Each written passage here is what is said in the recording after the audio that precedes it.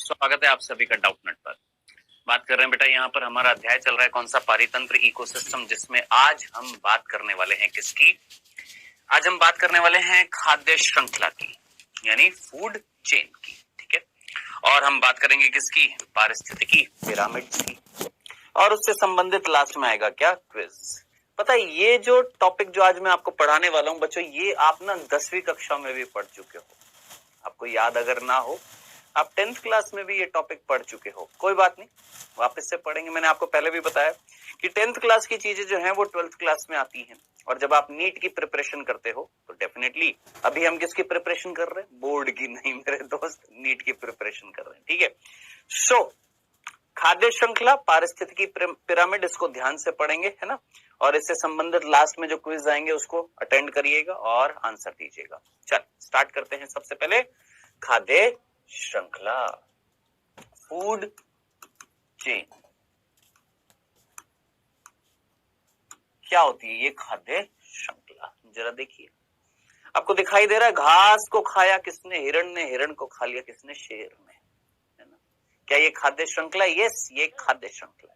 तो खाद्य श्रृंखला का मीनिंग क्या था? क्या एक स्तर से दूसरे स्तर में भोज्य पदार्थ का जाना, या एक जीव से दूसरे जीव में एक श्रृंखलात्मक रूप से खाद्य ऊर्जा का जाना। अलग अलग तरीके से हम बोल सकते हैं। क्या? एक ऐसी श्रृंखला, एक ऐसी चेन जिसमें एक स्तर से दूसरे स्तर में, फिर दूसरे से तीसरे स्तर में, इस तरीके से स्तर बाय स्तर, एक स्तर से दूसरे स्तर में क्या जा रही है? खाद्य ऊर्जा जा रही है, फूड एनर्जी जा रही है। ये सिंपल ऊर्जा जा रही है किस रूप में? खाद्य पदार्थ के रूप में। ऐसे भी बोल सकते हैं। तो तोड़ मरोड़ कर कैसे भी बोल दीजिए, मीनिंग क्या है? कहीं ना कहीं एक चेन है, एक श्रृंखला है किसकी? जीवों की, जिसमें एक जीव से दूसरे जीव में, फिर उससे नेक्स्ट जीव में, फिर उससे नेक्स्ट जीव में स्थानांतरण हो रहा है। किसका? फूड एनर्जी का। फूड का नहीं, फूड एनर्जी का स्थानांतरण होता है। उसको हम क्या बोलते हैं? फूड चेन बोलते हैं। उसको हम क्या बोलते हैं? खाद्य श्रृंखला बोलते हैं। इतनी सी बात समझ में आ गई है। चलें आगे। अब बिंदु दर बिंदु याद रखना। सबसे पहला बिंदु, हम यहाँ पर डेफिनेशन नहीं पढ़ रहे कि खाद्य श्रृंखला की डेफिनेशन क्या है, हम यहाँ पर ये पढ़ रहे हैं बिंदु दर बिंदु जो इंपॉर्टेंट है, जिससे नीट में प्रश्न बन सकते हैं ना। सबसे पहला बिंदु, सर ये जो खाद्य श्रृंखला जो है, इसको सबसे पहले किसने बताया? कौन सा वो वैज्ञानिक था जिसने सबसे पहले खाद्य श्रृंखला के बारे में बताया? तो बेटा जी याद रखना, सर्वप्रथम चार्ल्स एल्टन। कौन? Charles Elton. वो वैज्ञानिक था जिसने सर्वप्रथम खाद्य श्रृंखला का कंसेप्ट बताया। खाद्य श्रृंखला जो है, खाद्य श्रृंखला के बारे में बताया। ठीक है, तो सबसे पहले खाद्य श्रृंखला के बारे में किसने बताया था? चार्ल्स एल्टन ने सर्वप्रथम खाद्य श्रृंखला के बारे में बताया था। ओके, कोई प्रॉब्लम नहीं है, सिंपल सा था। क्या हो रहा है बेटा? एक स्तर से दूसरे स्तर में, एक स्तर से दूसरे स्तर में खाद्य पदार्थ का या खाद्य ऊर्जा का स्थानांतरण। एक स्तर से, एक स्तर यानी जीवों की बात कर रहे हैं, एक स्तर से दूसरे स्तर में ऊर्जा का स्थानांतरण, ऊर्जा का स्थानांतरण खाद्य पदार्थ के रूप में, खाद्य पदार्थ के रूप में।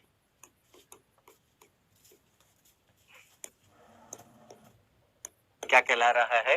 खाद्य श्रृंखला कहला रही है। ठीक है, तो खाद्य श्रृंखला क्या है? एक स्तर से दूसरे स्तर में ऊर्जा का स्थानांतरण खाद्य पदार्थ के रूप में खाद्य श्रृंखला कहलाती है, फूड चेन कहलाती है। ओके सर, डन डना डंडन, सिंपल सी बात है मेरे भाई। यहां से यहां, यहां से यहां क्या जा रही है? एनर्जी जा रही है। किस रूप में? फूड के रूप में। उसको हम क्या बोल रहे हैं? फूड चेन बोल रहे हैं। एक श्रृंखलात्मक रूप में, एक श्रृंखलात्मक रूप में जा रही है। और ये सबसे पहले किसने बताया था? चार्ल्स एल्टन ने। डन डना डंडन, कोई कंफ्यूजन नहीं है, सिंपल सी बात थी। आगे समझ में, चलें आगे। अब यहां पर तीसरा बिंदु, अब यहां पर दो वर्ड आते हैं, दो वर्ड, एक आता है पोषक धारक और एक आता है पोषक स्तर।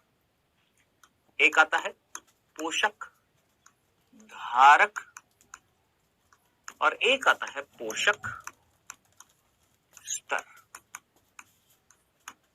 ठीक है, अब ये पोषक धारक कौन होता है और पोषक स्तर कौन होता है, आइएगा समझिएगा। देखिए एक एग्जांपल से देखिए, जैसे मैंने कहा, देखिए ये एग्जांपल मैं हमेशा लेता रहूंगा। घास को खाया किसने? खरगोश ने। खरगोश को खाया किसने मेरे भाई? खरगोश को खाया किसने? आपके लोमड़ी ने। लोमड़ी को किसने खाया? शेर ने। ओके सर, ठीक है, सिंपल सा। तो अब मुझे बताइएगा, इस श्रृंखला में कितने स्तर आपको दिखाई दे रहे हैं, कितने लेवल आपको दिखाई दे रहे हैं? सर 4 लेवल है।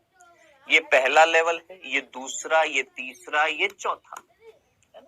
हाँ सर, ये पहला स्तर है किसका? किसका? इस जीव का। ये जीव, घास जीव ही तो है, पादप ही तो। इसको हम क्या बोलेंगे? पोषक धारक, जिसने धारण कर रखा है पोषण। घास ने पोषण धारण कर रखा है, तो ये क्या कहलाएगा? पोषक धारक। खरगोश के अंदर पोषण है, ये भी क्या कहलाएगा? पोषक धारक। लोमड़ी के अंदर पोषण है, ये भी पोषक धारक। और शेर के अंदर भी पोषण है, ये भी क्या है? पोषक धारक। यानी प्रत्येक स्तर पर जो जीव मिल रहे हैं, प्रत्येक स्तर पर मिलने वाले जीव, प्रत्येक स्तर पर मिलने वाले जीव जो हैं वो क्या कहला रहे हैं? पोषक धारक कहला रहे हैं। Okay sir. और प्रत्येक स्तर जो है उसको हम क्या बोल रहे हैं? पोषक स्तर बोल रहे हैं। ये स्तर क्या है? पोषक स्तर है। ये भी पोषक स्तर है, ये भी पोषक स्तर है, ये भी स्तर है। यानी हर लेवल पर पोषण धारण किया हुआ है किसने? जीवों ने। जीव क्या कहलाएगा? पोषक धारक। और वो लेवल क्या कहलाएगा? पोषक स्तर कहलाएगा। पोषक स्तर को इंग्लिश में बोला जाता है ट्रॉफिक लेवल। ठीक है, तो इसको हम संबोधित करते हैं किससे? टी से। तो ये क्या कहलाता है? T1, ये T2, T3, T4। तो याद रखना, प्रथम पोषक स्तर, द्वितीय पोषक स्तर, तृतीय पोषक स्तर और चतुर्थ पोषक स्तर। पोषक स्तर का मतलब उस स्तर पर मिलने वाला जीव जिसने धारण किया हुआ है पोषण, वो क्या कहलाएगा? पोषक धारक। और वो स्तर क्या कहलाएगा? वो लेवल क्या कहलाएगी? वो रैंक क्या कहलाएगी? पोषक स्तर कहलाएगी। डन। सिंपल से वर्ड है यार, सिंपल से वर्ड है भाई। स्तर, ये पहला स्तर, ये दूसरा, ये तीसरा, चौथा। स्तरों को हमने क्या बोला है? पोषक स्तर। और उसमें मिलने वाले जो जीव हैं वो क्या कहलाएंगे? पोषक धारक। बताओ, इतनी सिंपल सी बात है, कुछ कंफ्यूजन होना ही नहीं चाहिए। सिंपल ही तो बायोलॉजी, कुछ है ही नहीं इसमें। रट्टा मार बना देते हैं आप लोग, इस वजह से रटते हैं, इस वजह से चीज याद नहीं रहती है ना। चलिए, यहां तक की बात समझ में आ गई। कितने बिंदु हो गए? 3। अब चौथा बिंदु। चौथा बिंदु ध्यान से सुनिएगा, सुनिएगा। आपने यहां पर कितने स्तर देखे? सर 4 स्तर देखे। सोचिए, इस खाद्य श्रृंखला में, इस खाद्य श्रृंखला में आपको कितने स्तर दिख रहे हैं? सर 4 स्तर दिख रहे हैं हमें। मैंने कहा ठीक है। तो सर इस पृथ्वी पर जो खाद्य श्रृंखलाएं मिलती हैं, क्या वो 4 पोषक स्तर वाली होती हैं क्या हमेशा? या 2 स्तर वाली भी होती है, 3 भी होती है, 10 भी होती है? तो हमने बोला ज्यादातर खाद्य श्रृंखला जो है 4 पोषक स्तर वाली होती हैं। क्या बोला हमने? ज्यादातर जो खाद्य श्रृंखलाएं हैं वो कितने पोषक स्तर की होती हैं? 4। यानी इस तरीके से T1, T2, T3, T4। T का मतलब क्या था मेरे दोस्त? T means trophic level. T का मतलब ट्रॉफिक लेवल यानी पोषक स्तर। ज्यादातर कितने पोषक स्तर वाली मिलती हैं? ज्यादातर इस पृथ्वी पर 4 पोषक स्तर वाली मिलती हैं। इसका मतलब ये नहीं है कि 3 वाली नहीं होती है, 2 वाली नहीं होती। अब आप खुद इस खाद्य श्रृंखला को देखेंगे तो ये क्या है? ये प्रथम पोषक स्तर है। ये क्या है? ये द्वितीय पोषक स्तर है। और ये क्या है? तृतीय पोषक स्तर है। तो अगर देखा जाए तो ये 3 पोषक स्तर वाली है। तो हमने क्या बोला? मिलती है, 2 वाली भी मिलती है, हाँ जी, 3 वाली भी मिलती है, 4 वाली, 5 वाली, कई होती है। लेकिन हमने बोला ज्यादातर हमें इस पृथ्वी पर जो खाद्य श्रृंखलाएं मिल रही हैं वो ज्यादातर कितने पोषक स्तर वाली होती हैं? 4 पोषक स्तर वाली होती हैं। डंडना डंडन, कोई दिक्कत तो नहीं थी। चलें आगे, नेक्स्ट। अब ध्यान से सुनिएगा, अगला बिंदु समझने से पहले जरा इस पोषक स्तर को वापस से देखो। दिखाई दे रहा है? हाँ सर दिखाई दे रहा है। इस पोषक स्तर में इसको मैं वापस से बना देता हूं, घास, खरगोश, बार बार बनाऊंगा बेटा मैं इसको, ठीक है? खरगोश, लोमड़ी और शेर, ठीक है? ये कौन था? T1, ये T2, T3, T4, है ना? अब मुझे बताओ इनमें से कौन उत्पादक है? आप सीधा बोलेंगे सर कैसी बात कर रहे हैं, ये जो है पहला पोषक स्तर जो है ये उत्पादक है। मैंने कहा हाँ जी बिल्कुल, बिल्कुल है जी, बिल्कुल है, उत्पादक है। कैसे हैं? स्वपोषी हैं। मैंने कहा जी बिल्कुल स्वपोषी हैं, बिल्कुल सही बात है, कोई दोहराई नहीं है, कोई कंफ्यूजन नहीं, बिल्कुल सिंपल है। घास क्या है? उत्पादक है। घास कौन है? सर उत्पादक है। मैंने कहा हाँ स्वपोषी, अपना खाना खुद बना रही है, डन डना डन डन, ओके। अब खरगोश पर आते हैं। बताइए क्या ये उत्पादक है कि उपभोक्ता है? मेरे दोस्त उपभोक्ता, उपभोग कर रहा है। हाँ सर ये उपभोक्ता है। सर इसके ऊपर वाला भी तो उपभोक्ता है। मैंने कहा हाँ। इसके ऊपर वाला भी तो उपभोक्ता है। मैंने कहा हाँ बिल्कुल सही बात है। तो अगर 3 उपभोक्ता है तो ये सबसे पहला, तो मैं इसको प्राथमिक उपभोक्ता नहीं बोलूंगा, हाँ जी प्राथमिक उपभोक्ता। कौन है ये? प्राथमिक उपभोक्ता। और ये स्वपोषी है कि परपोषी है? सर परपोषी है, लेकिन कैसा परपोषी है? मांसाहारी है कि शाकाहारी है? सर ये है तो परपोषी, लेकिन कैसा परपोषी है? सर शाकाहारी है। बोलिए, किसी को कोई तकलीफ नहीं होनी चाहिए, मेरे ख्याल से समझ में आ गया, कोई कंफ्यूजन नहीं है। चले अब लोमड़ी क्या है? सर ये द्वितीय उपभोक्ता है। मैंने कहा हाँ जी द्वितीय उपभोक्ता, हाँ। और ये भी परपोषी है। मैंने कहा हाँ जी, लेकिन लोमड़ी किसको खा रही है? खरगोश को। लोमड़ी अगर खरगोश को खाएगी तो क्या ये शाकाहारी कहलाएगी कि मांसाहारी? सर मांसाहारी, मांसाहारी। मैंने कहा हाँ जी ठीक है। अब शेर जो है ये भी उपभोक्ता है, उपभोक्ता है, और ये भी परपोषी है, परपोषी है। ये भी मांसाहारी है, ये भी मांसाहारी है। तो सर फिर इन दोनों में फर्क क्या रह गया? नहीं आएगा प्रश्न, दिमाग में आएगा। सर ये भी परपोषी है, मांसाहारी है, ये भी परपोषी मांसाहारी है, ये द्वितीय उपभोक्ता है, चलो हम इसको तृतीय बोल देंगे। फर्क क्या हुआ फिर? तो फर्क इतना सा हुआ, लोमड़ी एक मांसाहारी है जो दूसरे जीवों को मार कर खा सकती है, हाँ। शेर भी मांसाहारी है लेकिन इसको मार कर कोई खाता नहीं है, इसीलिए शेर को हम कौन सी श्रेणी में रखते हैं? शीर्ष उपभोक्ता। ठीक है, अंग्रेजी का एक वर्ड बोल रहा हूं, एक लाइन बोल रहा हूं, ध्यान से सुनना। वो जीव जिनको हम शीर्ष उपभोक्ता बोलते हैं वो क्या होते हैं? Which can kill but can not be killed. क्या बोला? जो मार कर पोषण लेंगे लेकिन उनको मारने वाले, उनसे पोषण लेने वाले कोई नहीं होते। जरा सोचिए, आपने कोई ऐसा जीव देखा है जो आज शिकार करेगा शेर का, उसको मारकर खा जाएगा और पोषण लेगा? है सुना है कभी ऐसा कि हाथी ने आज शेर को मारा, क्योंकि हाथी तो बड़ा है, शेर को मारा और पोषण ले लिया।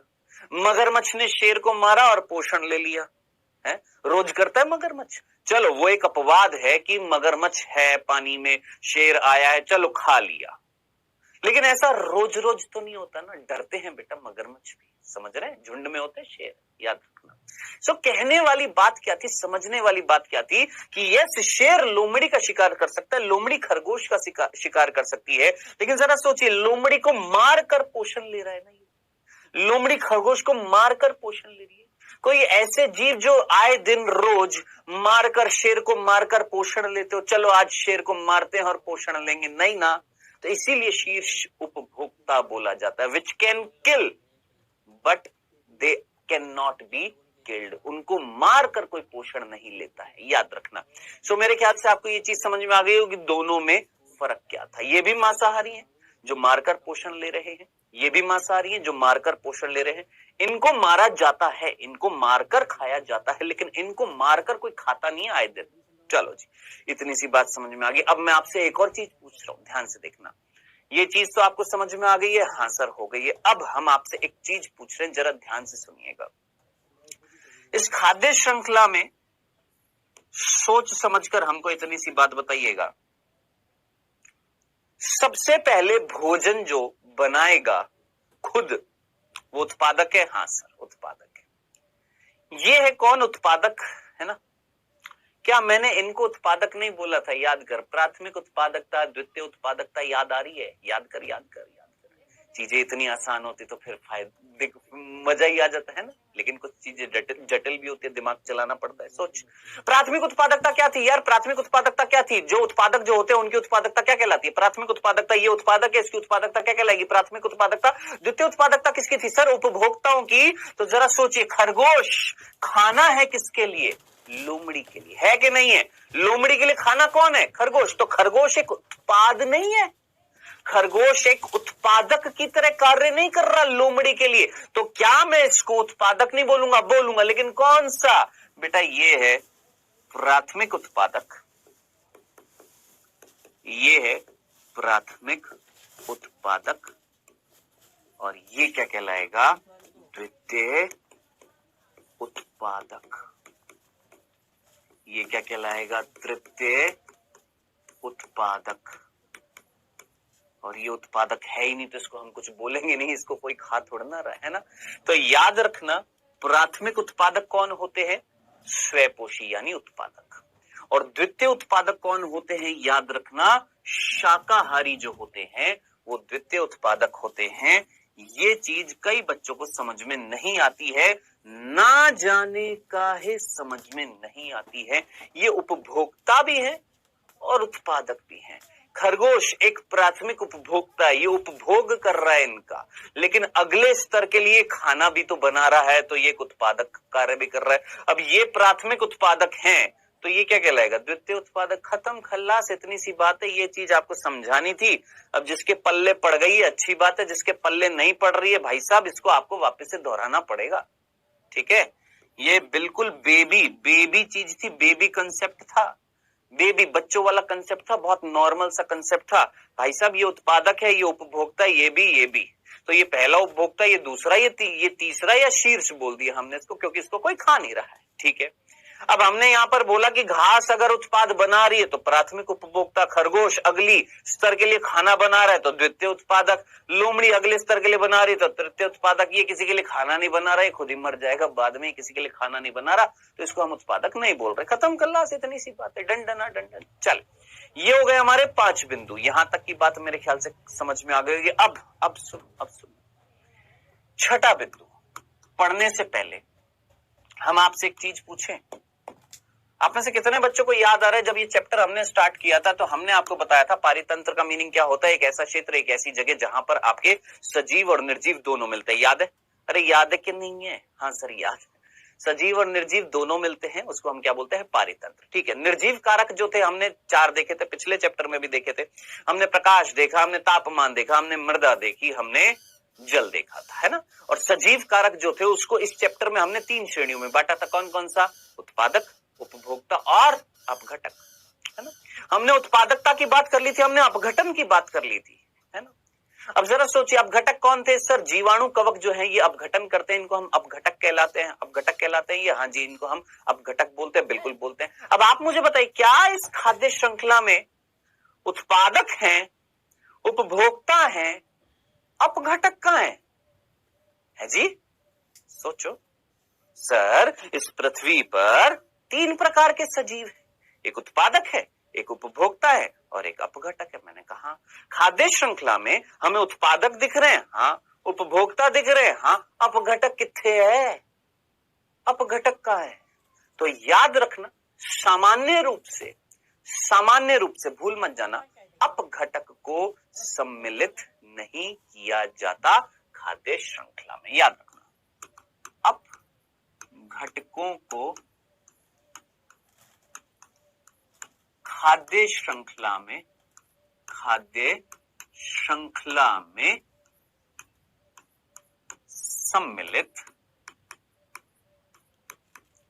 सम्मिलित नहीं किया जाता।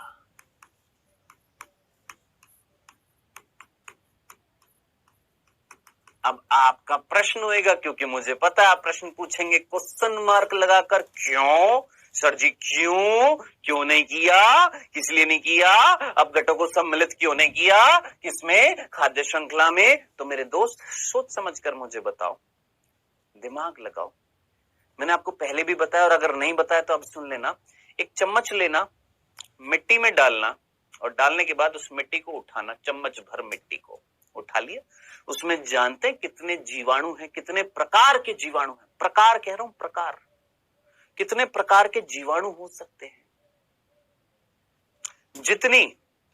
जितनी भारत की जनसंख्या है ना, भारत की कह रहा हूं मैं, भारत की, पूरे विश्व की नहीं, जितनी भारत की जनसंख्या है उतने प्रकार के तो क्या होंगे, जीवाणु, कवक, ये सारे सूक्ष्म जीव उसमें मिल, प्रकार कह रहा हूं, प्रकार।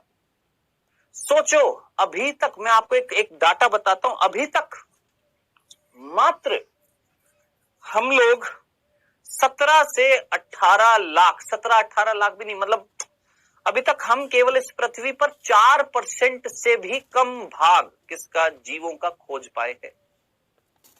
सोचिए, आए दिन खोजे जाते हैं सूक्ष्म जीव भी। अब मेरे दोस्त, इस खाद्य श्रृंखला में शेर अगर मर जाएगा या लोमड़ी को खा लिया, उसके अवशेष होंगे, घास वास, जो भी चीज बच जाएगी, उसका अपघटन करने वाले जो सूक्ष्म जीव हैं, कितने प्रकार के, हमको क्या पता कौन सा शेर का अपघटन करेगा। भाई शेर तो एक जीव है, हमने उसको एक स्तर पर रख दिया। अब इस शेर को खाने वाला कौन सा सूक्ष्म जीव है, उसका अपघटन करने वाला कौन सा जीवाणु होएगा, कौन सी कवक होगी, कोई निश्चित है, कई प्रकार के कर सकते हैं, तो किसको रखेंगे। चलो ये तो पहली चीज होगी। दूसरा जरा सोच, अगर मैं शेर के ऊपर जीवाणु रख भी दूं तो इससे क्या लगेगा कि जीवाणु जो है वो अपघटन करेंगे किसका, शेर का, शेर की डेड बॉडी का करेंगे।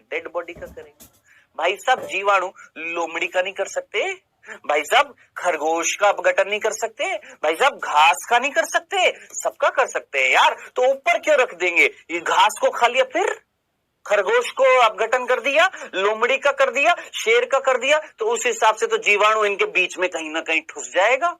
तो जीवाणु का तो कोई निश्चित स्तर हुआ ही नहीं, इसीलिए हम अपघटकों को शामिल नहीं करते हैं एक सामान्य खाद्य श्रृंखला में।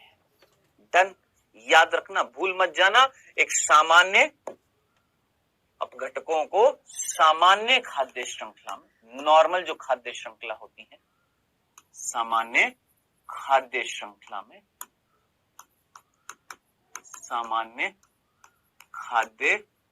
श्रृंखला में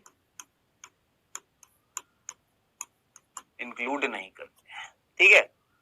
अब देखिए, आप में से कई ऐसे होंगे जो बातें भी कर रहे होंगे, आप में से कई होंगे जो चैटिंग करते हैं, आप में से कई होंगे जो बातों पर ज्यादा फोकस कर रहे हैं। मुझे पता है। आपको क्या लगता है ये रिकॉर्डेड है, हमको पता नहीं लगता। कर रहे हो बाबू, कर रहे हो, मत करो, फोकस कर यहां पर, नहीं तो फिर बातें करता रह जाएगा जिंदगी भर, फिर नीट निकल जाएगा, फिर उसके बाद ही बातें कर लेना है। हम बिल्कुल चाहते हैं कि ये क्लास आपको बिल्कुल ऐसी लगे दोस्त, लाइव जैसी। याद रखना, हमारा कर्तव्य यही है, तुम्हें बांधे रखें, तुम्हारा इंटरेस्ट जगाएं कि प्रभु पढ़ लो, नीट में आएगा, पढ़ ले बे। हाँ जी, अपघटकों को सामान्य खाद्य श्रृंखला में सम्मिलित नहीं किया जाता। जब भी हम कुछ बोलेंगे कहीं ना कहीं बीच में कुछ राज छिपा होएगा, या जब लिखेंगे तो राज छिपा होगा। सर यहाँ पर सामान्य खाद्य श्रृंखला का मतलब क्या है, अभी बताएंगे, रुक जाओ, अभी बताएंगे। ये नॉर्मल खाद्य श्रृंखला जिसमें ये जीव मिल रहे थे, this is normal food chain, सामान्य खाद्य श्रृंखला। ओके, दंडना दंडन, इतनी सी बात समझ में आ गई। अब यहां पर सामान्य का मतलब ये वाले चीज। तो क्या अलग खाद्य श्रृंखला भी होती है? ये अभी हम खाद्य श्रृंखला के प्रकार देखेंगे तब समझ में आएगा। अभी सिर्फ इतना सा मुझे बस इतनी सी बात बताइए, क्या यहाँ पर इतनी सी बात समझ में आएगी कि अगर अपघटकों को अगर मैं किसी खाद्य श्रृंखला में रखूंगा तो उसका कोई स्तर होएगा क्या? सोच, खाद्य श्रृंखला में अगर मैं किसको रखूंगा, जीवाणु या कवक को रखूंगा जो एक अपघटक है, वो तो उत्पादक का भी अपघटन कर सकते हैं, प्राथमिक उपभोक्ता का भी कर सकते हैं, द्वितीय उपभोक्ता का भी कर सकते हैं, शीर्ष उपभोक्ता का भी अपघटन कर सकते हैं। तो भाई साहब कहीं किसी निश्चित स्तर पर नहीं रख पाएंगे, इसलिए उनको हम सामान्य खाद्य श्रृंखला में इंक्लूड नहीं करते। ओके, दंडना दंडन। अब 7वां बिंदु, हम तुमसे एक सिंपल सी बात पूछते हैं, हालांकि ये बात जो है बाद में भी आएगी, लेकिन हम अभी कर लेते हैं। आप में से कितने बच्चों को याद आ रहा है एक नियम है, कितने बच्चों को याद आ रहा है एक नियम है जिसका नाम है 10% का नियम? कितने बच्चों ने सुना हुआ है 10% का नियम? सुना है पहले कभी? अगर सुना है तो अच्छी बात है, नहीं सुना तो हम आपको बताते हैं। एक पोषक स्तर से दूसरे पोषक स्तर में जो ऊर्जा जाती है वो कितनी जाती है? 10% जाती है। कहा सर जी? हम पहले ही बता देते, बाद में आएगा ये। मान लो घास है, घास को खाया खरगोश ने, खरगोश को खाया लोमड़ी ने, लोमड़ी को खाया किसने? शेर ने। मैंने बोला घास है, घास को खाया किसने? आपके हिरण ने, हिरण को खाया किसने? आपके शेर ने। ओके सर, अब घास के पास मान लेते हैं 10,000 किलो कैलोरी ऊर्जा थी। जूल में लिख लीजिएगा, 10,000 मान लेते हैं, यहां पर भी थी। ठीक है, तो याद रखना एक पोषक स्तर से अगले पोषक स्तर में केवल 10% एनर्जी जाती है। 90% एनर्जी जो होती है वो खुद भी तो यूज में लेगा और कुछ भाग ऊष्मा के रूप में भी तो हानि होगी। ऊष्मा गतिक का दूसरा नियम याद है ना? तो यूज में खुद भी तो यूज में लेगा भाई। ऐसा थोड़ा है कि जरा सोचे खरगोश के पास एनर्जी आएगी तो सारी की सारी एनर्जी लोमड़ी को दे देगा क्या? खुद के कार्य नहीं है उसके पास, है ना? और जब देगा तो कुछ ऊष्मा के रूप में भी हानि होगी। तो याद रखना यहां से अगले स्तर में केवल 10% ऊर्जा जाती है। 10,000 का 10% कितना होता है मेरे दोस्त? 1,000 होता है। अब जिसको ये निकालना भी नहीं आता है प्रभु, 10,000 का 10% कितना होएगा? नीचे लगाऊंगा 100, ठीक है, ये किया क्या हो जाएगा? 1000। ठीक है, आता है ना? ये तो निकालना आता है ना? नहीं, कई बच्चे ऐसे होते हैं जिनको नहीं आता। इट्स ओके, नो प्रॉब्लम, नहीं पढ़ा, नहीं निकालना आता तो याद रखना, इस तरीके से निकल गया। चलिए, अब 1,000 का 10% लोमड़ी के पास जाएगा, कितना जाएगा सर? 100 kilo calorie निकालिएगा। ठीक है, 100 का 10% कितना होएगा? 10 किलो कैलोरी। ओके, शेर के पास कितनी पहुंची सर? 10 किलो कैलोरी पहुंची है। वही यहां पर शेर के पास कितनी पहुंचेगी आप आइडिया लगा सकते हैं।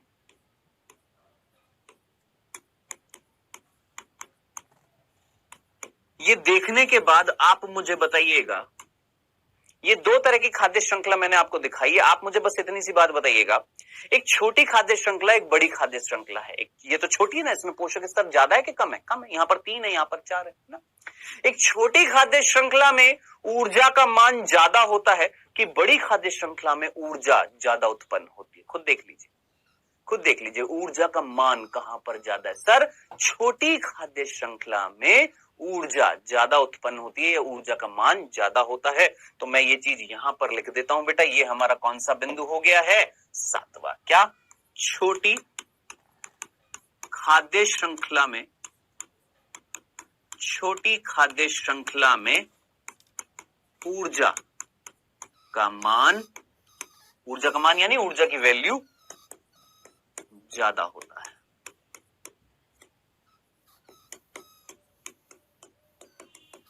ये मैं डायरेक्टली लिख देता हूं, नहीं समझ में आता, मैंने एक एग्जांपल से आपको समझा दिया। याद रखना, हमेशा एनर्जी का केवल 10% ही अगले स्तर पर जाती है, तो ये चीज याद रखना। तो छोटी खाद्य श्रृंखला होगी तो ऊर्जा ज्यादा है, बड़ी खाद्य श्रृंखला तो ऊर्जा कम है। सोचो ना, यहाँ पर शेर को केवल 10 किलो कैलोरी है, यहाँ पर कितनी है? 100 किलो कैलोरी है। फर्क नहीं दिखाई दे रहा? इतनी सी बात है। चलिए सर, दंडना दंडन, यहां पर कोई दिक्कत, कोई कंफ्यूजन? चलें आगे। कितने बिंदु हो गए मेरे दोस्त? 7 बिंदु हो गए। अब आगे बढ़ते हैं, 8वां बिंदु। अब हम यहां पर पढ़ते हैं क्या? खाद्य श्रृंखला के प्रकार, फूड चेन के, फूड चेन के प्रकार। थोड़ा थोड़ा नमक मसाला भी तो डालना चाहिए ना पढ़ाते हुए, तो हम हिंदी में थोड़ी सी अंग्रेजी मिक्स कर दी। किसी को कोई तकलीफ तो नहीं है? खाद्य श्रृंखला के प्रकार की जगह हमने फूड चेन के प्रकार लिख दिए, किसी को कोई तकलीफ तो नहीं होनी चाहिए? हाँ जी।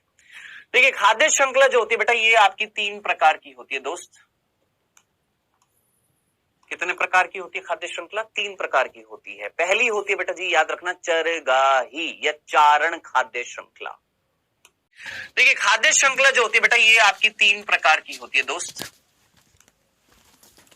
कितने प्रकार की होती है खाद्य श्रृंखला? 3 प्रकार की होती है। पहली होती है बेटा जी, याद रखना, चरगाही या चारण खाद्य श्रृंखला। चारण खाद्य श्रृंखला, जिसको हम ग्रेजिंग फूड चेन, शॉर्ट में जीएफसी बोलते हैं। ठीक है, जीएफसी, ग्रेजिंग फूड चेन चारण खाद्य श्रृंखला। ओके। दूसरी, परजीवी खाद्य श्रृंखला, जिसको हम पैरासाइटिक फूड चेन बोलते हैं, पीएफसी। ओके, ठीक है। तीसरी जो होती है उसको हम बोलते हैं अपरदहारी खाद्य श्रृंखला या अपघटक खाद्य श्रृंखला। सिंपल, अपघटक खाद्य श्रृंखला, जिसको हम हिंदी में बोलेंगे, सॉरी इंग्लिश में, डेट्राइटस फूड चेन,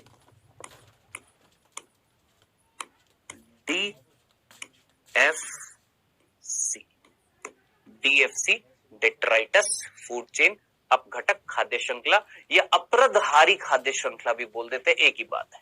ठीक है, एक ही बात है। इसको मैं ऊपर लिख देता हूं, अपरदहारी खाद्य श्रृंखला भी बोलते हैं, अपरदहारी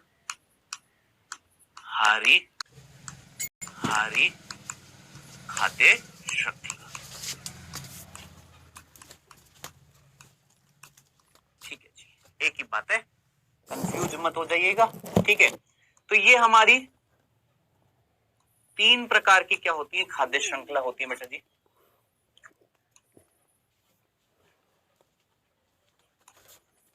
चलो जी, एक एक करके पढ़ते हैं। सबसे पहले देखिए, सबसे पहले है चारण खाद्य श्रृंखला। सर चारण खाद्य श्रृंखला कौन सी होती है? दोस्त वो खाद्य श्रृंखला जिसमें एक जीव दूसरे जीव को चारे के रूप में खा रहा है। सिंपल, क्या मैंने बोला? एक ऐसी खाद्य श्रृंखला जिसमें एक जीव दूसरे जीव को चारे के रूप में खा रहा है। सिंपल, नहीं है समझ में? सोच, खरगोश जो है घास को चारे के रूप में खा रहा है, वो उसका भोजन है। लोमड़ी ने खरगोश को चारे के रूप में खा लिया, वो उसका भोजन। शेर ने लोमड़ी को चारे के रूप में खा लिया, वो भी उसका भोजन है। तो ऐसी खाद्य श्रृंखला जिसमें जो पिछला पोषक स्तर था वो चारे के रूप में कार्य कर रहा है, यानी पोषक पदार्थ के रूप में कार्य कर रहा है, उसको खाता जा रहा है। ऐसी खाद्य श्रृंखला क्या कहलाएगी? चारण खाद्य श्रृंखला। जिनको अभी भी समझ में नहीं आया है, सिंपल तरीके से बोले, ऐसी खाद्य श्रृंखला जो छोटे जीवों से प्रारंभ होकर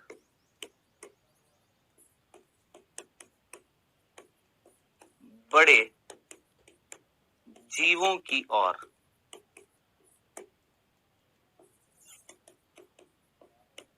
समाप्त होती है।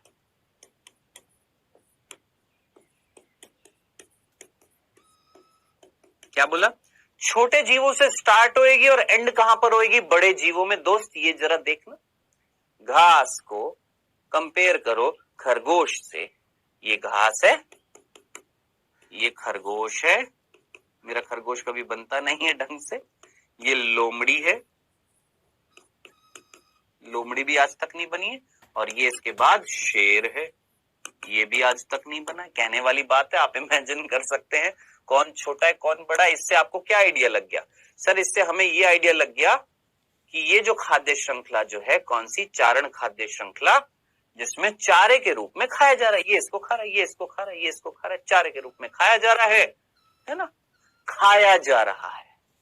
क्या बोला? खाया जाएगा, फूड को एंगल्फ किया जाएगा, भोजन को शरीर में डाला जाएगा।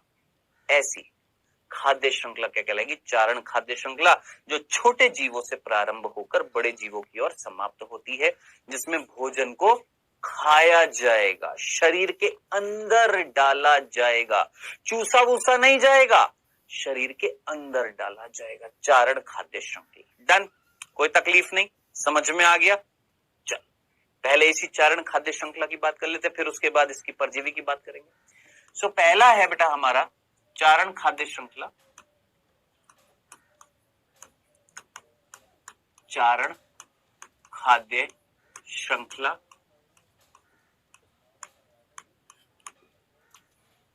जिसमें एक पोषक स्तर से ऊपर की तरफ जब बढ़ रहे हैं तो निचले पोषक स्तर से ऊपर की पोषक स्तर में जीवों का आकार बढ़ता जाता है। ये हमने ऑलरेडी यहां पर लिख दिया है ना, यहां पर हमने लिख दिया है। अब चारण खाद्य श्रृंखला जो है ये भी दो प्रकार की होती है।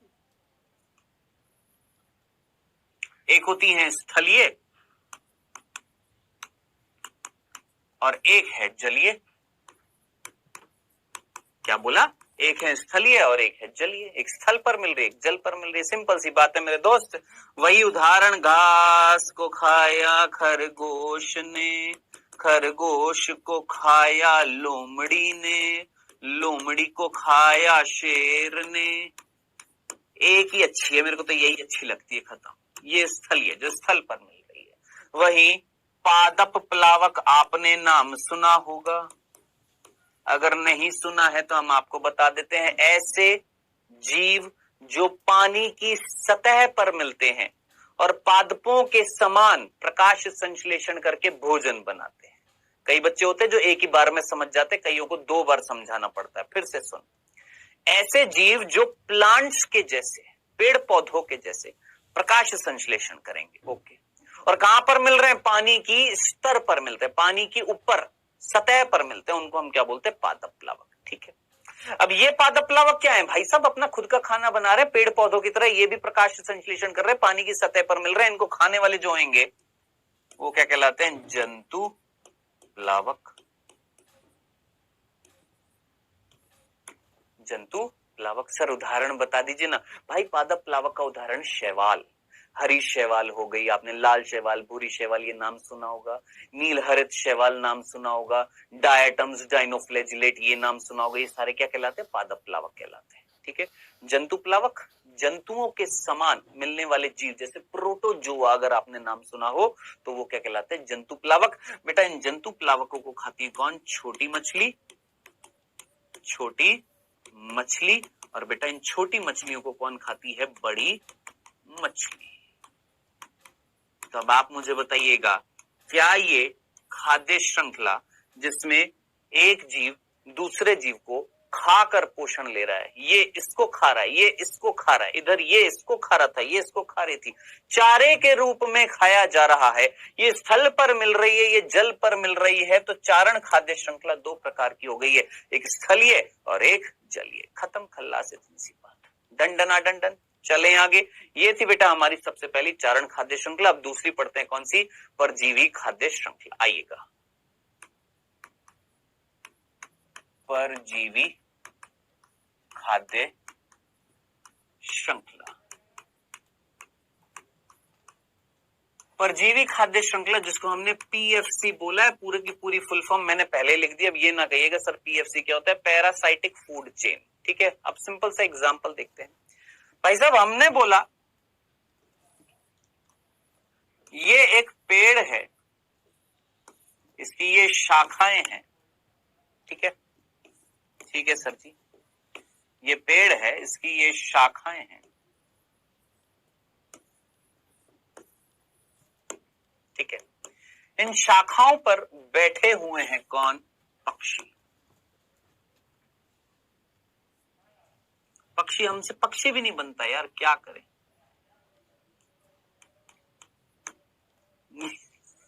पक्षी भी नहीं बनता है हमसे तो। हाँ, पक्षी भी हमारा चूहा जैसा बन जाता है। क्या? हमारा जो पक्षी है ना,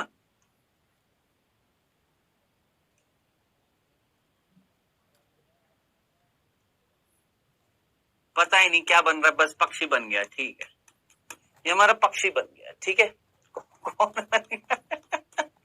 पता नहीं क्या बन रहा है, लोमड़ी सी बन रही है, पक्षी बन गया, ठीक है। ये हमारा पेड़ है, उस पेड़ पर कौन कुत्ता बन गया, पता नहीं क्या बना, जो भी बना ये पक्षी है, मान ले, ठीक है। ये हमारा पक्षी, ठीक है। ये हमारा पेड़, उस पर पेड़ पर बैठे हैं कौन, पक्षी, बहुत सारे बैठे। मान लो एक पेड़ है, एक वृक्ष है, वृक्ष एक है, उस पर बैठे हैं 5 पक्षी, ठीक है। और इन पक्षियों के सिर में लगी हुई है जुएं, इन पक्षियों के सिर पर लगी पड़ी हैं जुएं, जू लगी पड़ी है, ठीक है। एक पक्षी पर मान लो 5 जुएं हैं, तो 5 पक्षियों पर मान लेते हैं कितनी, 25 जुएं। जू, जू क्या होती है, परजीवी होती है, पैरासाइट होती है। तो पहले तो मुझे यह बताइएगा सोच समझकर, ऐसी खाद्य श्रृंखला जिसमें निचले क्रम से ऊपर की तरफ बढ़ते हुए पोषक धारकों का आकार बढ़ रहा है कि छोटा होता जा रहा है, सोचिए ये कौन सी खाद्य श्रृंखला थी। एक ऐसी खाद्य श्रृंखला जिसमें निचले पोषक स्तर से ऊपरी पोषक स्तर तक जाते समय क्या हो रहा था, पोषक धारकों का आकार बढ़ रहा था। यहां पर क्या होएगा जरा सोच, एक पेड़ है, एक पेड़ की तुलना करो किससे, पक्षी से, कौन बड़ा है, पेड़ बड़ा है, पक्षी छोटा, और पक्षी पर जुएं तो जुएं और भी छोटी हो गई है। तो याद रखना ऐसी खाद्य श्रृंखला जिसमें बढ़ते क्रम में पोषक धारकों का आकार छोटा होता जाता है।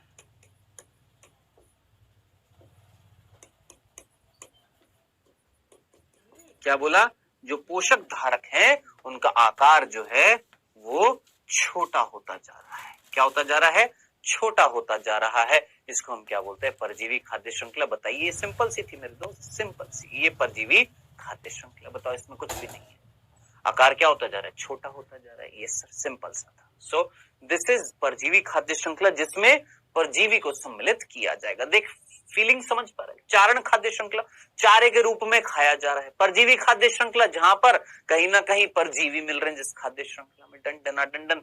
आखिरी जो है, लास्ट, तीसरी जो है वो है अपरदहारी या अपघटक खाद्य श्रृंखला, जिसको हमने DFC बोला है, डेट्राइटस फूड चेन या डीकंपोजर फूड चेन भी बोल देते हैं। याद रखना, डी का मतलब यहां पर डेट्राइटस भी हो सकता है, डीकंपोजर भी हो सकता है, दोनों हो सकता है डी का मतलब, ठीक है, क्योंकि यहां पर क्या हो रहा है, अपघटन होने वाला है, डीकंपोजिशन होने वाला है। अब जरा सोचिए, ये खाद्य श्रृंखला आपके हिसाब से कहां से स्टार्ट होएगी, क्योंकि इस खाद्य श्रृंखला में अपघटक की बात करने वाले। सर जी, आपने तो थोड़ी देर पहले बोला था अपघटकों को खाद्य श्रृंखला में सम्मिलित नहीं करते। मैंने बोला था, मैंने कहा जो जो लिखूंगा उसका कुछ वैल्यू है, सामान्य लिखा था। ये है बेटा सामान्य खाद्य श्रृंखला। ये है एक विशेष प्रकार की खाद्य श्रृंखला, ये वाली, जिसमें अपघटकों को शामिल करेंगे। लेकिन ये खाद्य श्रृंखला क्या किसी जीव से स्टार्ट होएगी कि मृत भागों से स्टार्ट होएगी? सोच, इन दोनों खाद्य श्रृंखला में सजीव मिल रहे हैं, देख लो, सजीव हैं, सजीव हैं, सजीव हैं, बिल्कुल हैं। यहां पर क्या मिल रहे हैं सर? सजीव मिल रहे हैं, इसमें सजीव है, परजीवी वाली में सजीव है, चारण में सजीव है। लेकिन ये वाली खाद्य श्रृंखला कहां से स्टार्ट होगी सर? मृत पदार्थ से। सोच, क्या ये सजीव है? ये मृत पदार्थ सजीव है? नहीं, यहां से स्टार्ट हो रही है। और इन मृत पदार्थों का अपघटन करके उससे पोषण लेंगे कौन? अपघटक। अपघटक। तो अब आप मुझे बताएं, क्या ये खाद्य श्रृंखला सामान्य खाद्य श्रृंखला या विशेष प्रकार की है? विशेष प्रकार की है, जिसमें हम अपघटकों को शामिल करते हैं। तो दोस्त, अपघटक कौन हो गए सर? जीवाणु हो गए हैं, हमारी कवक हो गई है। ये क्या है? ये हमारे अपघटक है। कौन है? ये हमारे अपघटक है। ठीक है। और इन अपघटकों का अपघटन करने वाले जो हैं वो कौन? इन अपघटकों, ये जो अपघटक हैं, ये किसका अपघटन करेंगे? मृत पदार्थों का। तो जरा सोच, इस कंडीशन में मृत पदार्थ क्या हुए? क्या ये मृत पदार्थ एक उत्पादक की तरह इनको भोजन दे रहे? Yes sir. तो ये क्या कहलाएंगे सर? ये उत्पादक कहलाएंगे इस खाद्य श्रृंखला। हालांकि वास्तव में ये जीव नहीं है, लेकिन अगर लॉजिकली सोचे तो ये भोजन दे रहे हैं ना इनको, तो ये एक उत्पादक है। और ये क्या है सर? ये प्राथमिक। प्राथमिक तो बोलेंगे ही नहीं, क्योंकि इसके बाद तो कुछ मिल ही नहीं रहे, तो हम सिंपली बोलेंगे ये कौन है? ये उपभोक्ता है। कौन है ये? उपभोक्ता है। तो याद रखना, इस कंडीशन में मृत शरीर जो होएगा ये एक उत्पादक की तरह कार्य करेगा। ये उत्पाद देगा किसको? अपघटकों को। तो अपघटक क्या कहलाएंगे? उपभोक्ता कहलाएंगे। डन डना डंडन। ये है बेटा जी आपकी अपरदहारी खाद्य श्रृंखला। ये है 3 प्रकार की खाद्य श्रृंखला जो आपने याद रखनी है। बताइए, यहां तक की बात में किसी भी बालक को कोई कंफ्यूजन नहीं होना चाहिए। ये हमारा कौन सा बिंदु था? ये था हमारा 8वां बिंदु, जिसमें हमने खाद्य श्रृंखला के प्रकार देखे हैं तीनों। याद रखना। चलिए, यहां पर इसमें हम आकार की बात नहीं कर रहे। इन दोनों में हमने आकार की बात करी थी, कहां से कहां, कैसे कैसे होएगा, छोटे से बड़ा, बड़े से छोटा। यहां पर हम आकार की बात करते ही नहीं है। ठीक है। चलिए जी, नेक्स्ट। अब इसके बाद क्या सर? अब इसके बाद है कुछ बिंदु जिनको आपको नोट डालकर लिखना है। नोट डालकर। सबसे पहला नोट, नोट 1। सर जी नीट के हिसाब से पढ़ाइए ना, है जी, नीट के हिसाब से पढ़ा रहे हैं आपको। ठीक है, अब ध्यान से सुनना। स्थल पर ज्यादातर खाद्य श्रृंखला कौन सी मिलती है? इन तीन में से कौन सी खाद्य श्रृंखला, जीएफसी, पीएफसी, डीएफसी, कौन सी खाद्य श्रृंखला स्थल पर ज्यादा मिलेगी? तो आप यही सोचेंगे सर चारण खाद्य श्रृंखला, कौन सी, वो भी स्थलीय? नहीं। याद रखना, स्थल पर मेरे दोस्त ध्यान से सुनना, आपके जो अपघटक होते हैं ना, ये अपघटक, ये जीवाणु और ये कवक, ये ज्यादातर पता है कहां पर मिलते हैं? ये स्थल पर मिलते हैं। जल से ज्यादा मिलते हैं। याद रखना, जल में इतने नहीं मिलते जितने स्थल पर मिलते हैं। मृदा में जितने मिलते हैं इतने पानी में नहीं मिलते जितने स्थल पर मिल रहे हैं। तो अब आप याद रखना, भूल मत जाना, स्थल पर जो ज्यादातर खाद्य श्रृंखला होती है वो कौन सी होती है मेरे दोस्त? DFC। अब DFC कौन सी थी बताने की जरूरत नहीं है, ये थी DFC, अपरदहारी खाद्य श्रृंखला, डेट्राइटस फूड चेन या डीकंपोजर फूड चेन। याद रखना, DFC स्थल पर ज्यादा मिलती। क्यों? क्योंकि ज्यादातर कौन मिलते हैं इस पृथ्वी के स्थल पर? कौन मिल रहे हैं? सूक्ष्म जीव मिल रहे हैं। पानी में भी मिलते हैं, मना नहीं कर रहे। तो सर पानी में कौन सी मिलती है फिर? जल में ज्यादातर खाद्य श्रृंखला जो मिलती है,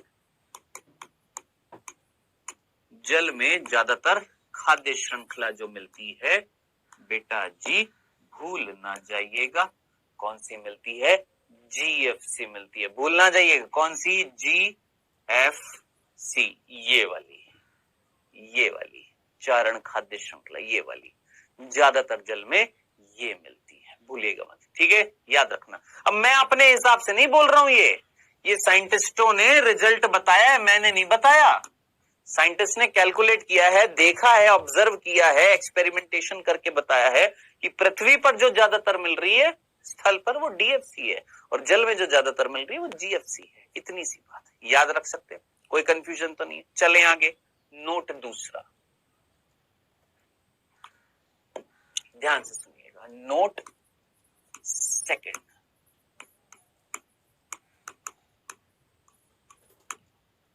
देखिए, एक है पादप परजीवी, ध्यान से सुनना, एक है पादप परजीवी और एक है जंतु परजीवी। पादप परजीवी, पादप परजीवी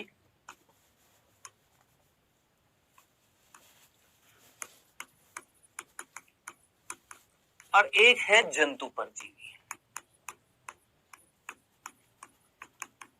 ठीक है, ये कौन से पोषक स्तर पर रखे जाएंगे, आइए देखते हैं। मैंने बोला पादप है यानी घास है, मान लेते हैं। अब पादप को जो खाएगा उस पर एक परजीवी की तरह रुका हुआ है, जैसे कीड़े जो होते, कीट जो होते कई, जो पादपों को संक्रामित करते हैं, रोग उत्पन्न करते हैं, क्या कहला रहे, पादप परजीवी। तो जरा सोच, पादप परजीवी पादपों पर परजीवी होंगे, पादपों से पोषण लेंगे, तो कौन से स्तर पर रखे जाएंगे दोस्त? पादप क्या है, T1 है, तो ये क्या हो जाएंगे, T2, यानी प्राथमिक उपभोक्ता। बोल मेरे दोस्त, इतनी सी बात तुम्हारे दिमाग में फिट हुई क्या? पादप परजीवी का मतलब जो पादपों से पोषण लेंगे, उन पर परजीविता दिखाएंगे, उन पर पैरासाइट की तरह कार्य करेंगे, उनसे पोषण लेंगे। तो पादप परजीवी किससे पोषण ले रहे हैं? पादप कौन से स्तर पर है? T1 पर है, तो ये कौन से स्तर पर आएंगे? T2 पर, यानी ये क्या हो गए, प्राथमिक उपभोक्ता हो गए। मैंने कहा ठीक है, तो पादप परजीवी जो है वो प्राथमिक उपभोक्ता होते हैं, याद रखना। ओके सर, अब इधर देख, जंतु परजीवी किससे पोषण लेंगे? सर जंतु से। और जंतु किससे पोषण लेंगे? पादप से। नहीं, सोचो, दिमाग लगाओ, पादप से पोषण कौन ले रहे? जंतु। और जंतुओं पर जो परजीवी हैं वो क्या कहलाएंगे? जंतु परजीवी। तो दिमाग लगा, ये कौन हो गया? T1, ये क्या हो गया? T2, ये क्या हो गया? T3। तो जंतु परजीवी क्या प्राथमिक उपभोक्ता है कि द्वितीय उपभोक्ता है? तो याद रखना, ये होते हैं द्वितीय उपभोक्ता। प्रश्न ऐसे ही पूछे गए हैं, याद रखना, नीट में याद रखना कि पादप परजीवी, जंतु परजीवी, दोनों के शब्दों में परजीवी तो आ रहा है, लेकिन एक प्राथमिक उपभोक्ता है और एक द्वितीय उपभोक्ता है। भूल ना जाइएगा, एक प्राथमिक उपभोक्ता है, ये प्राथमिक उपभोक्ता है बेटा, कौन? आपके पादप परजीवी।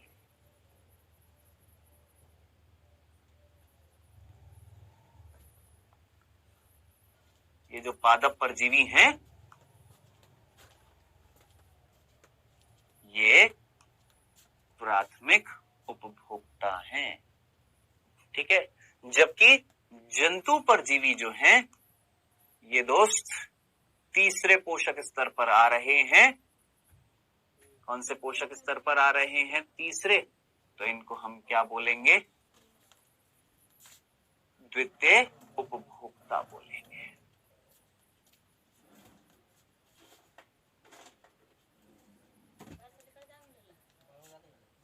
ठीक है, समझ में आ गया, नॉर्मल सी बात थी। ये था हमारा नोट सेकेंड, याद रखना। चलो आगे बढ़ते हैं, नोट थर्ड।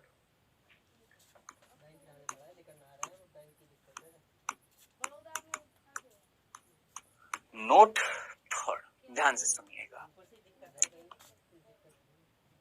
कीट भक्षी पादप, आपने नाम सुना? कीट भक्षी पादप,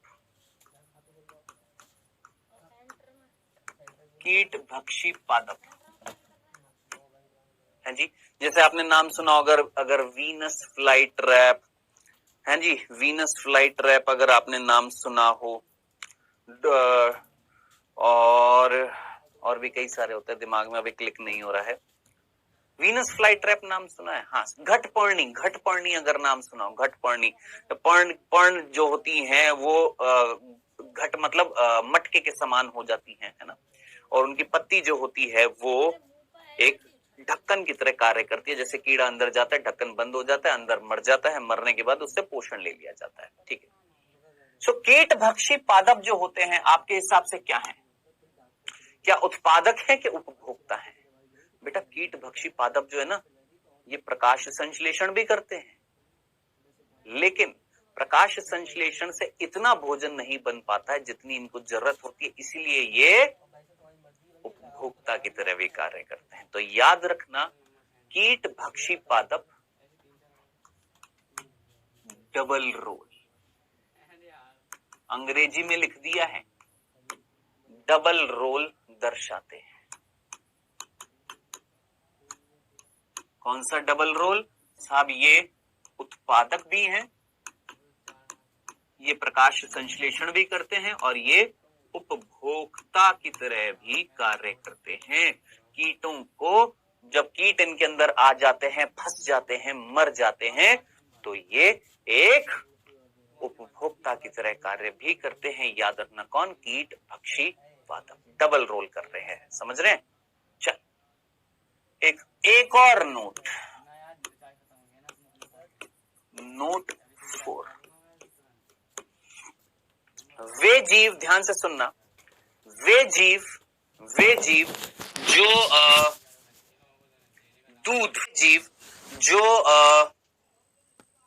दूध का सेवन करते हैं, उन्हें हम कौन सी श्रेणी में रखेंगे? क्या सर? वे जीव जो दूध का सेवन करेंगे, उन्हें हम कौन सी श्रेणी में रखेंगे? नहीं समझ में है ना? देख, मैंने बोला घास, ठीक है, घास को खाया किसने? बकरी ने या भैंस ने या गाय ने, ठीक है। घास क्या है? उत्पादक। ये क्या है? प्राथमिक उपभोक्ता। अब गाय, बकरी या भैंस जो है, इनका उत्पाद बना क्या? दुग्ध। और वो दूध हमने ले लिया, मान लो किसी भी जीव ने ले लिया, मान लो हमने ले लिया मनुष्य ने। अब आप मुझे बताएं, दूध इनका उत्पाद है और इनका उत्पाद अगर कोई खाएगा तो वो अगली श्रेणी में आएगा। तो अगली श्रेणी में कौन आएगा? द्वितीय उपभोक्ता। तो उन्हें द्वितीय उपभोक्ता की श्रेणी में रखा जाता है। बोलो, समझ में आया? द्वितीय उपभोक्ता की श्रेणी में रखा जाएगा।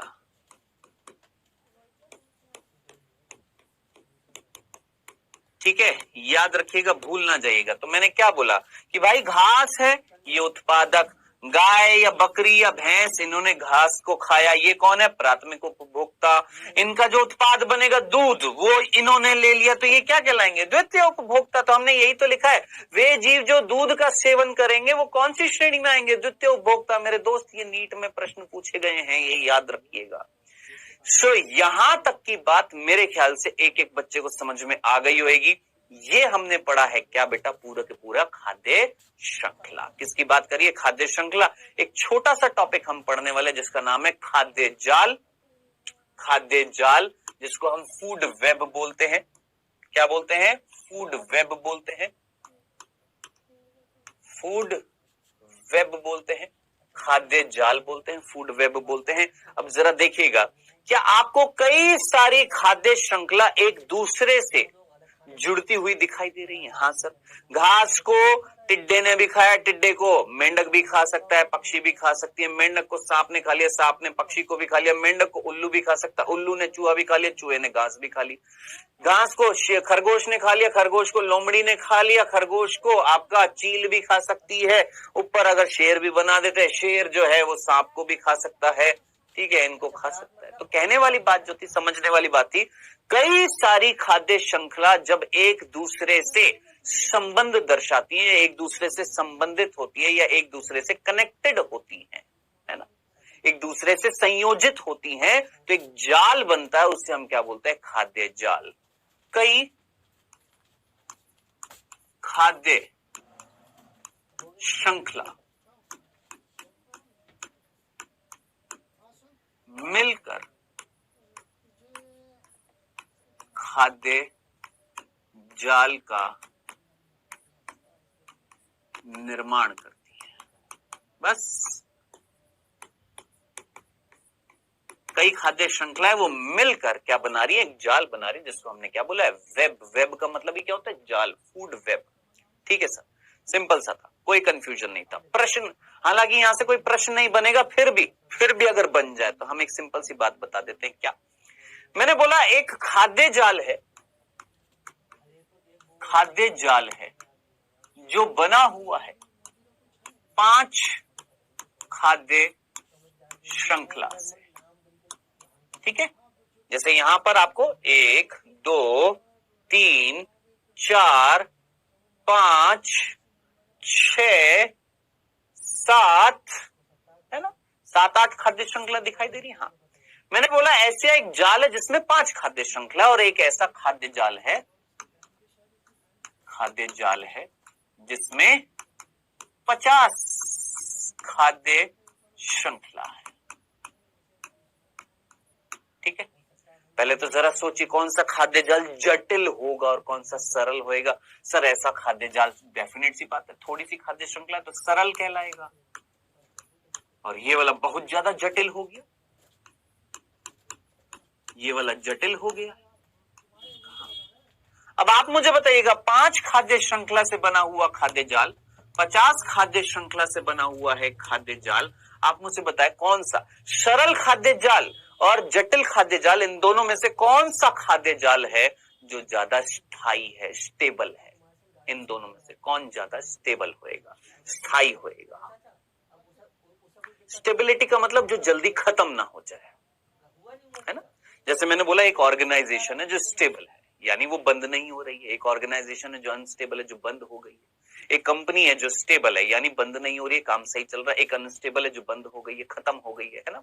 तो जरा सोचिए कौन सा खाद्य जाल इनमें से स्टेबल होएगा। बहुत सिंपल तरीके से बता दें आपको, सीधा सीधा देख, 5 खाद्य श्रृंखला है। हाँ सर, इन 5 खाद्य श्रृंखला में से अगर 4 खत्म हो जाए, मान लो, तो सीधी सी बात है, एक ही बचेगी, और वो एक जो बच जाएगी तो खाद्य जाल तो रहेगा नहीं, वो भी खत्म हो जाएगा। मैंने बोला 50 में से मान लें यहां 4 खाद्य श्रृंखला खत्म हो गई, यहां पर 4 खत्म हुई थी, यहां पर भी 4 खत्म हुई है। ज्यादा फर्क किसको पड़ रहा है? इसको पड़ रहा है। सोच, 5 में से अगर 4 खत्म कर दूंगा तो एक ही बच जाएगी और वो जाल नहीं बनेगा। यहां पर 50 में से 4 को खत्म कर दूंगा तो ज्यादा फर्क नहीं पड़ रहा, इतना फर्क नहीं पड़ रहा। अभी भी 46 तो मिल रही है, यानी जाल तो अभी भी बना हुआ है कि नहीं बना हुआ। खत्म कर लास्ट, तो कौन ज्यादा स्थायी है? भाई साहब, ये ज्यादा स्थायी होते हैं। तो याद रखना, कौन सी ज्यादा स्थायी होता है खाद्य जाल? जो जितना ज्यादा जटिल होएगा, जिसमें जितनी ज्यादा खाद्य श्रृंखला होगी, वो उतना ही ज्यादा क्या होएगा? स्थायी होएगा। याद रखना, सिंपल सा था, समझ में आ गया? ये सिंपल सा कंसेप्ट था बेटा जी आपका, किसका? खाद्य जाल का। क्या होता है खाद्य जाल, ये आपको समझ में आ गया। कौन सा खाद्य जाल ज्यादा स्थायी होता है? जो जितना ज्यादा जटिल होता है, यानी जिस खाद्य जाल में जितनी ज्यादा खाद्य श्रृंखलाएं होंगी, वो उतना ही ज्यादा क्या होगा? स्टेबल होएगा, स्थायी होगा। डन। यहां तक की बात थी, आशा करते हैं आपको यहां तक की बात पूरी समझ में आ गई होगी। अब इसके बाद बारी आ रही है पारिस्थितिक पिरामिड्स की। अब ये पारिस्थितिक पिरामिड्स को हमें पढ़ना पड़ेगा, समझना